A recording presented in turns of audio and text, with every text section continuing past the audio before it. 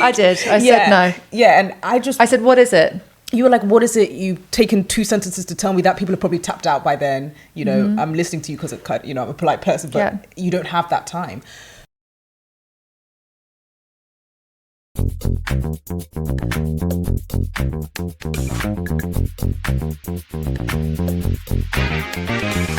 If you were to rebrand, make this podcast bigger, something more special, can we have your expertise on this? Yes.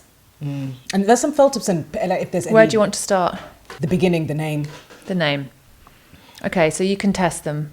You can test you can do paid meta testing. So you can write down 50 new names. ChatGPT can help you, and then you can test them on Meta. So you can put a little bit of paid testing behind on social. You can put a picture, don't change anything apart from the name, and you see what clicks you get.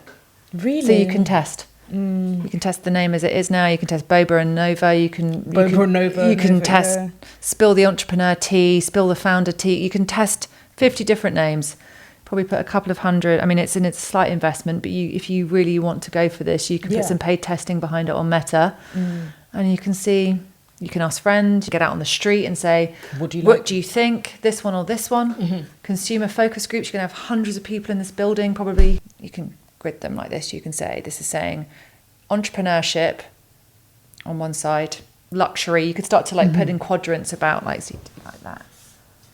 So when I think about Steven's brain, for example, when we're doing the podcast, high interest, low, high time. Actually, no, it's the wrong way around. High time, low time. So when I think about audiences, or when I think about working with on that creative treatment journey, you want to have all of your audiences ultimately in the high amounts of interest and high amounts of time. What you don't want to be doing is they have low interest and low time. So they're not spending any time on it and it's not interesting to them. So you want to be always up here. That's what you're always aiming for, is this top corner, which is they're very interested in it and they're going to spend a lot of time with it. That actually might be a really small audience. When you look at people who say the riches are in the niches, is that if you are aiming for people with high interest who are going to give you high amounts of time because they're really interested in, what you always want to do is getting that circle to be bigger and bigger and bigger all the time. And you can follow audience trends, data insight, like Google Trends, literally Google Trends, and you can see whether people are talking about circadian rhythms or how do I sleep better. So you can test different theses on what people are interested in. There's loads of data that you can look at. Exploding topics is one and Google Trends is another. So you can start to test anything in this framework. So you could put anything on these ends of these quadrants. Like, does this say to you founder? And does this say to you media? Like whatever thing, and it's like it doesn't, that says no founder, no media, and you can start to map out all of these different sections, and you can map out where people are putting if you're doing this as a human trial, where people are placing your brand. So if you ask me Nova and Boba, does it say founder, and does it say whatever else you want to do, inspirational founder? I'd be like, no. Right. So the name you feel has to go. It doesn't necessarily have to go. Okay. It depends what you got. Is this name interesting? Nova and Boba. Yeah, I'm kind of curious about what it is, but is it a fashion brand? Is it a food company? I don't know what it is. People do get confused. People think we just talk about bubble tea. Which is okay. And if it's a podcast about bubble tea, you should probably call it Nova and Boba. But it's not. But it's not. It's a podcast about entrepreneurship. And it's about spilling the tea. So is this you probably put, this is like spilling the tea. Am I going to get insights? And is this going to speak to founders? If your people are going, no, and it's a human test, you're probably in the wrong place. If they're saying, yeah, maybe, and they say, what else do you think it could, and you go, it's probably here. So how do we get it to here? And what can we test and change to get it there? Yeah, I think you're right, because something you said in the podcast about, you've got to have low ego about this thing. Just because you've had this name for so long you've got to be prepared to let it go. We call it being romantic. Yeah. Don't romanticize something. because it's really, really easy to do that. Yeah. So you heard that, team? It's going.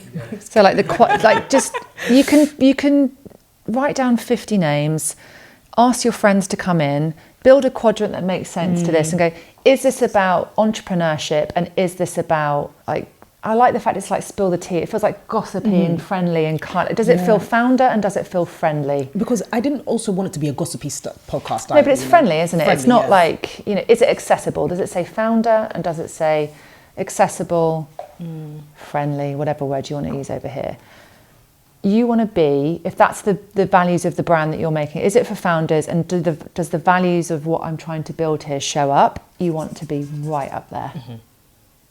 Because you're going to waste all of this time. If you end up anywhere over here, it's not good. It's not good. If you're on this side, either side, what it's saying is it's really, really accessible and I absolutely love it. And but it's not telling me founder. This is telling me founder, but it's not accessible.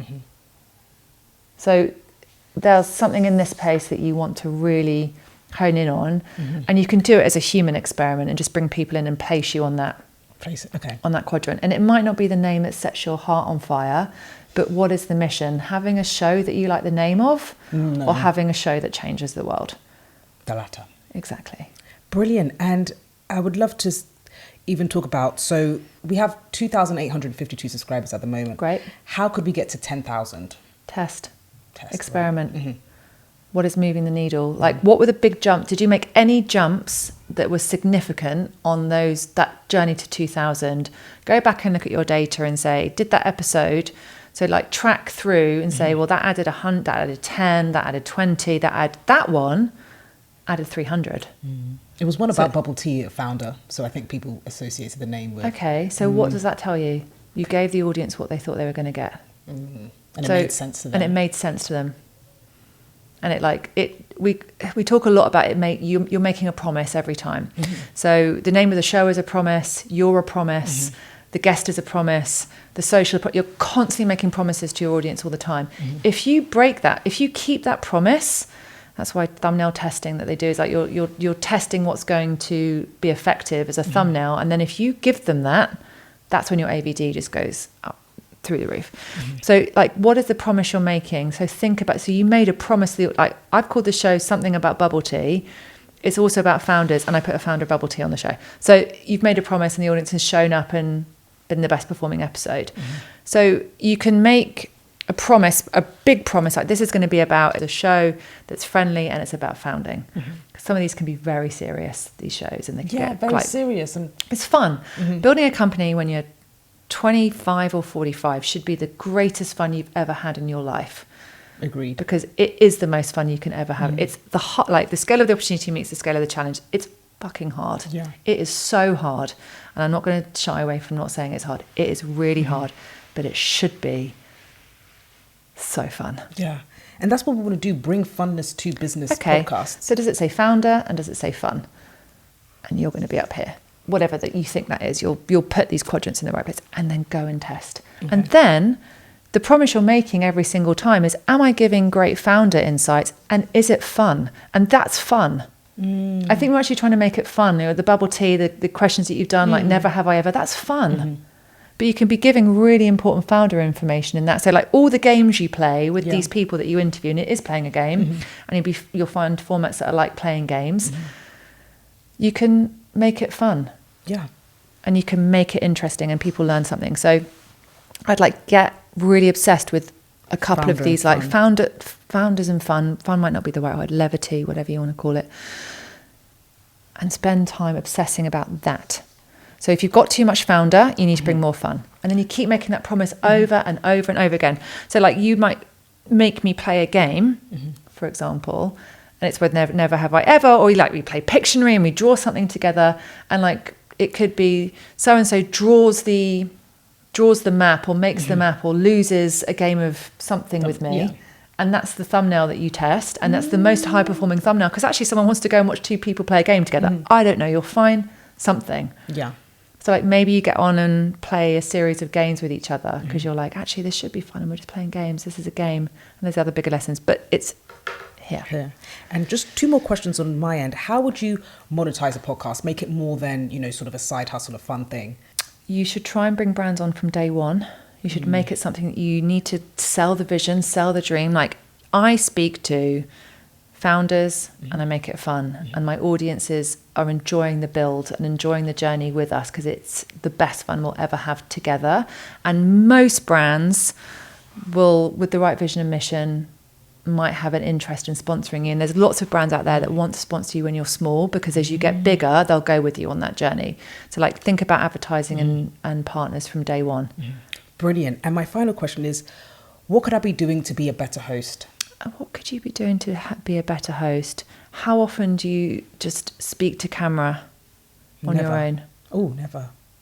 That's actually kind of scary. There's a really, really good episode of The Diary of a CEO with Vin. You know it. He's amazing, isn't he? He's amazing. He is amazing. His story is inspiring. The way he talks about body language, and he's all about being a great public speaker. And he gives so many unbelievably good tips in there. So he'll say, record yourself to camera and just talk at the camera, give yourself a topic to talk about, and then watch it back. Don't watch it straight away back, because you'll just not want to pay it, because you'll be so like, oh my God, it's like, give it a couple of days and then go and watch it back and then make notes and then watch it with no sound and watch how you move, and then watch it, just listen to it and then make notes and then listen to, or decide where you can make some improvements and go and just make that one improvement. So if you're like, there'll be 20 things that you spot, but you'll go like, I have a tendency to say like all the time. That's usually what people go, I say like too much. I'm going to go and commit to not saying like for a week. Wow. That's the only thing I'm going to work on. I'm going to go back again. I'm going to record myself again and keep recording yourself. Like every single day, I'm going to record myself to camera, and I'm going to keep on going and going and going and going and going until I have got rid of all of those things and make someone else watch your friends. Oh, what's annoying about me? Yeah. What am I annoying about? And then that's his advice, is that it's not just what you look like, it's what you say, how you move, and what you sound like.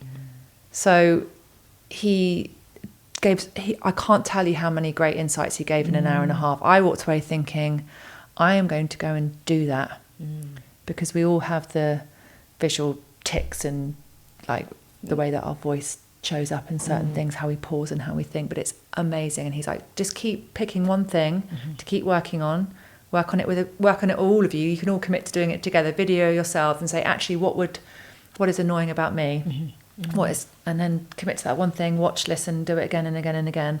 So the only way to get to be a better host is to practice. And I know that Steve, for example, in the very early stages when he was building out his public speaking abilities and being a great commander of, obviously now he can command rooms of thousands, he just videoed himself every single day and committed to doing it, putting a piece of content into the world every single day and getting that feedback from people going, what are you talking about? That wasn't like, and then just getting better and better and better. So that's the only way. Wow. Thank you. Brilliant. But listen to that episode. Yeah, it's we'll do. Phenomenal. Yeah. Thank you so much, Georgie. Of course. Thank you so much for your time, your insights. Of course.